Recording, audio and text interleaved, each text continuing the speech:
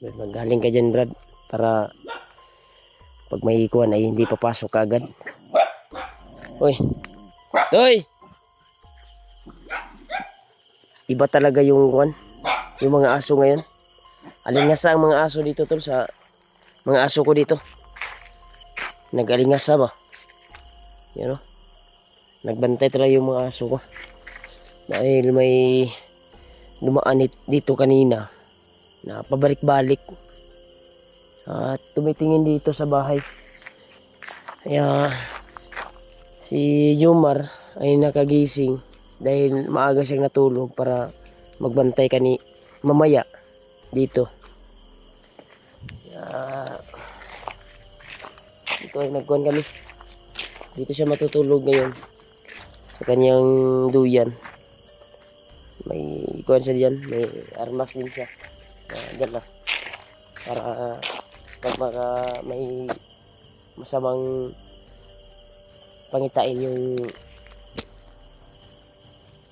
dadaan dito, ay makuha na namin kagad.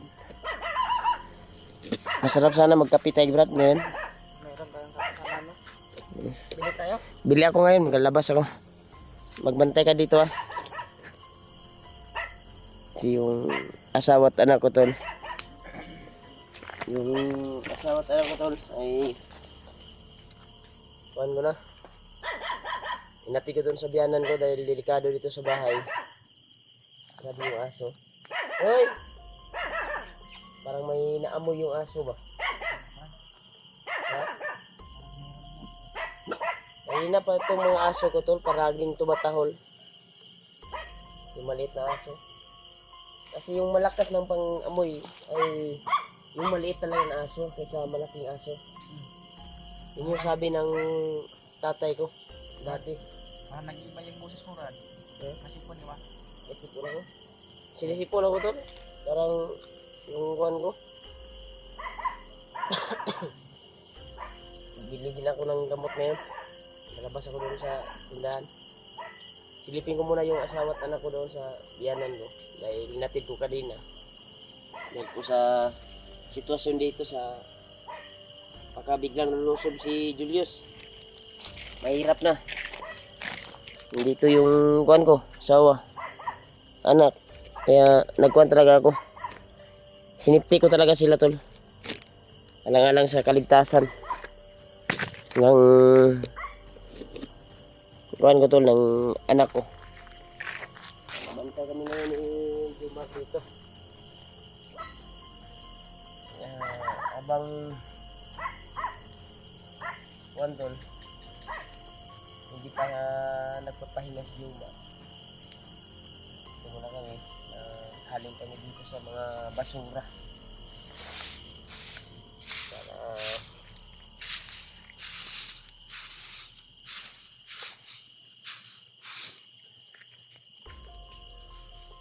Mar, kira ka, Mar. Hindi ka makatulog. Hindi ako makatulog, Rad. Oo, man. Bahan tayo nila. Tingnan lang, baka may mga nabaliw. May nakapagsabi ng mga sulit na taga-subaybay, pero hindi ko pa natingnan yung video ni Julius.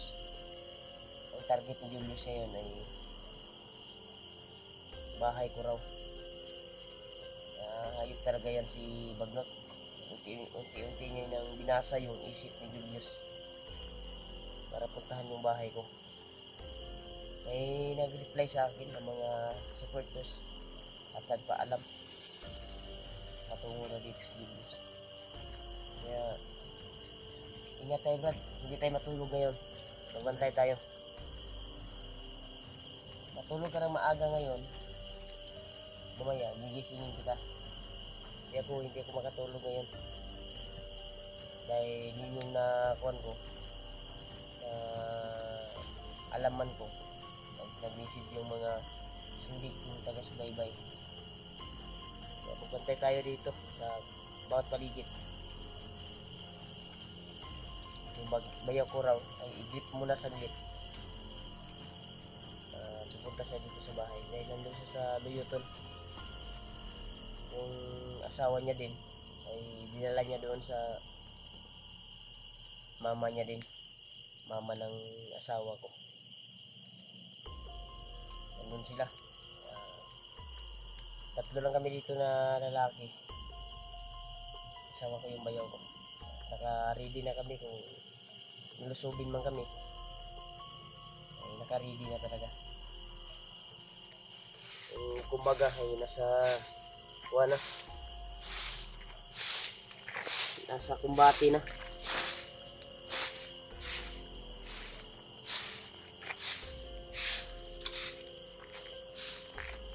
Ito, magsunog muna kami tol habang kami ang nag-aantay dito na mailulusog.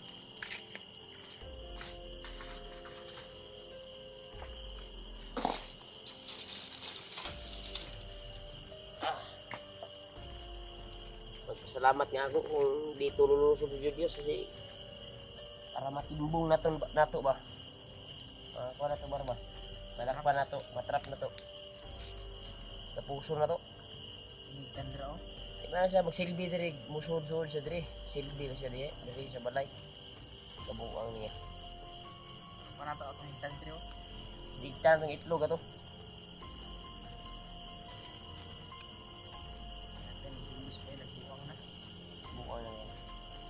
Ilang madakpan na namo ginagdala sa ihagod siya nauna ba dili man na siya kabalo man ko nga dili na siya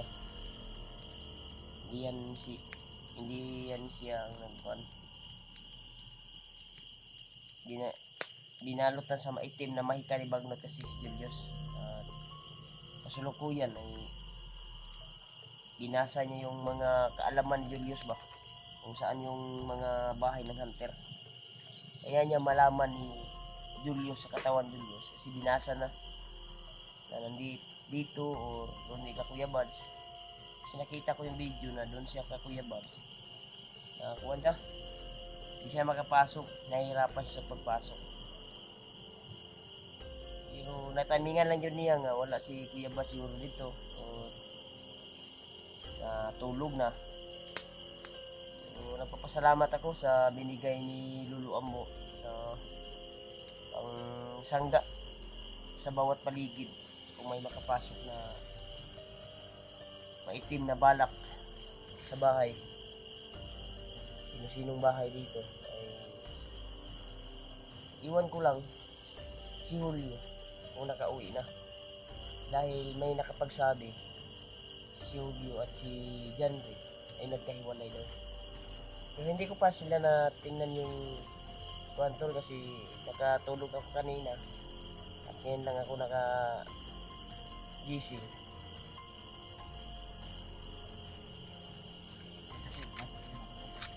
Ano bro, tiplag kape bro.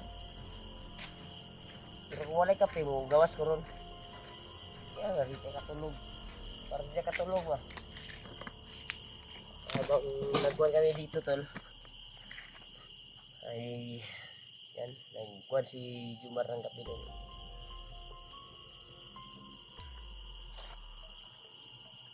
Nagkantay talaga tayo dahil delikado pag lulusog kaagad si kuhan dito, Julius. Napaka-kuhan talaga, delikado. Kaya advance yung pag-iisip ko talaga. Hinatid ko yung asawa at anak ko doon sa bahay ng biyanan ko para safety sila tol. At kung may lulusuban dito wala kaming alalahanin. Brad, diyan ka? Atang nga niya? Pare diya, masing balik ka pa itong motor ba? Katulo to ni balik itong motor na to. Nangiring ba? Iwan ko lang kung bandido ba yun or taga dyan. Pero iba kasi yung kuhan niya, pinakapurong eh. Kung inosente lang yun, hindi yun magpurong at titingin dito. Minto dyan sa unahan eh. At lumabas kami, biglang kuhan tol, biglang sumibat. Nabalak talaga yun. Baka asset yun. Yan ang kasama yung bayaw ko tol. Nakakuhan din.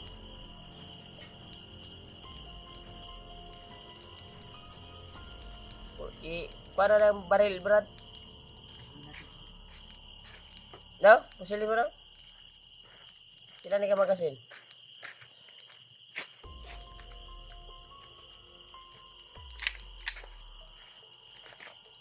Pak, magasin ako. Dua ka, kuhan dito. Dua ka magasin. Diyan, sir. Dua dyan, bantay ko.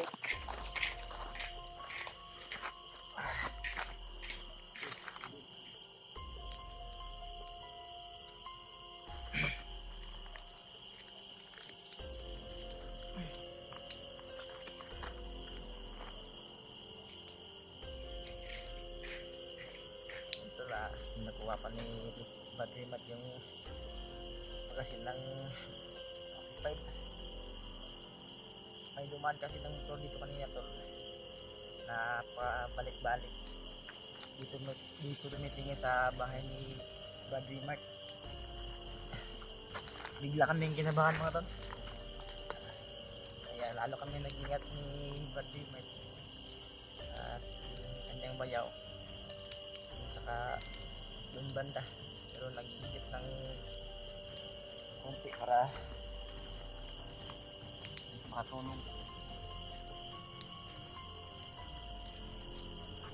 Hindi namin nang isipan ni Julius na kasukan ng limon yung kanyang isipan. Alam naman natin to na nakamabuting tao ni Julius, pero hindi nabalot lang mahikay ang kanyang utak ni Commander Baglot. Hindi talaga natin napigilan si Julius kapag nahipintais na.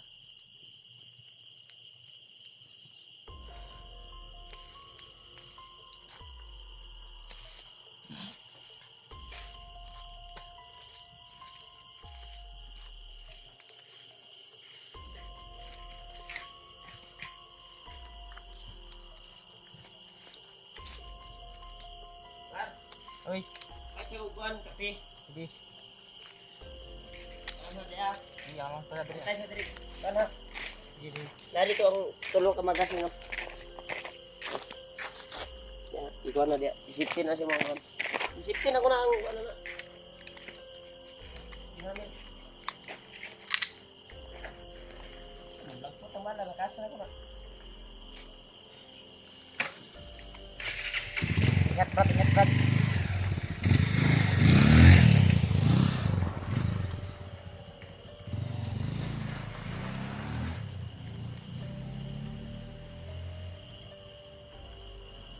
Grabe talagang panahon niya po. Wala kami masyadong tulog mga tol dahil iniisip din namin ang kaligtasan namin ni Brad Dreamer.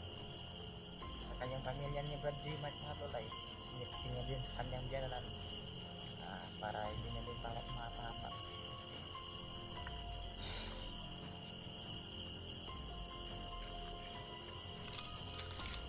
Sinabantayan pa natin yung bumabalik yung motor kanina. Nagtataka na ako doon kasi pabalik-balik yung motor. Hindi natin alam, baka may binabalak sa masama yung kanyang suot mga tol, dahil nakahalata yung kanyang suot, nakatakip yung kanyang mukha at saka naka-helmet. Doon ko ba hindi na siya nakabalik kasi nagpa-aboy kami dito at nakabantayan din, nakalata din siya, nakabantayan din dito.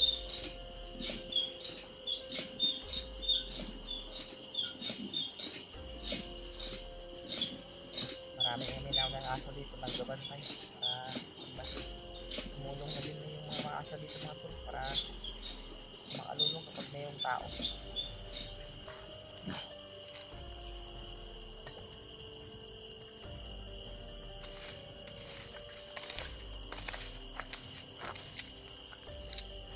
Kanina talaga si Julius mga tol, hindi na kanyang iisip ang kanyang katakaran at hindi na iniisip ng kanyang pamilya kung ano man, kung gaano kumahal si Julius.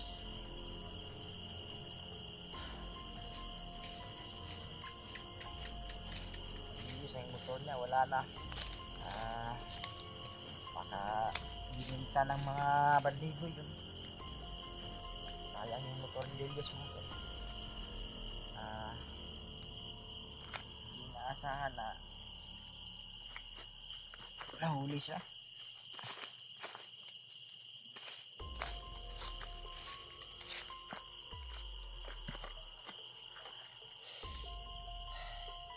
Isa na din tayo nag-iingat mga tol dahil bandido na naman tayo dati. Di natin alam baka isama tayo ni Julius. Nagbagong buhay tayo. So tayo ngayon mga tol, no? Yung ating katawan bumabalik sa dati. Hindi gaya ng dati na nung tayo sa bundok. Sobrang payat natin doon mga tol. Buti mga tol na pinasukan ng ating isipan ng Panginoon. Ang bagong buhay talaga. Napakahirap mamuhay sa bundok mga tol. Pag wala kang pamilya doon. Ang iniisip mo lang doon mga tol, mabuhay ka. Kahit saging man lang doon mga tol, nakain mo na. Dahil kahit merong pagkain, inaagaw-agaw talaga. Konting pagkain.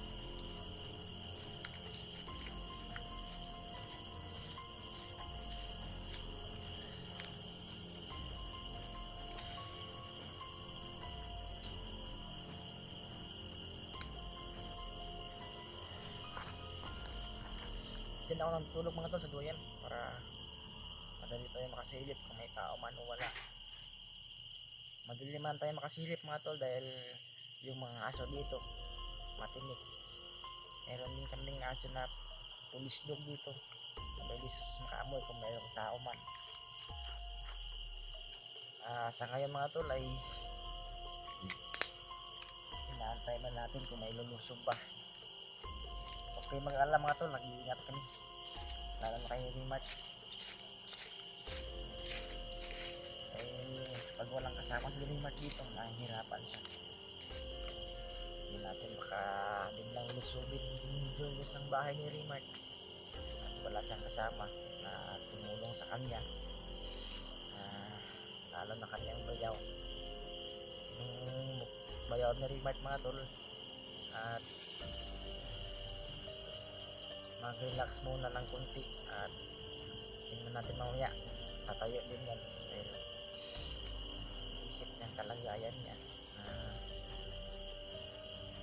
lumusob si Julius dito, hindi natin alam ano yung hindi niya ni Mark, sinipin niya. Buti nga tol, may natira pa si Mark, kanyang lakas. Iniisip ko na din yung mga tol ang nating nakaraan, nating pamilya ay buhay pa. Isip ko talaga ay hirap ng buhay mga tol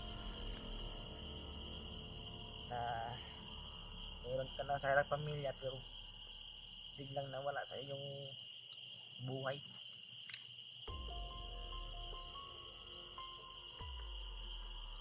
Hanggang ngayon mga tol, pero iniintindi ko pa rin ang pagkawalaan ng aking pamilya mga tol. Napakahirap ng buhay mga tol kung wala kang pamilya at anak.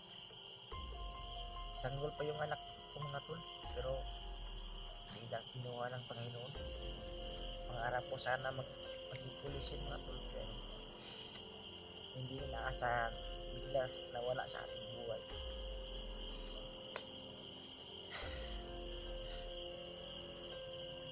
Grabe talaga ang pangyayaring mga buhay na nagaganap na hindi natin alam. Wala tayong supunin ng mahal nating Panginoon.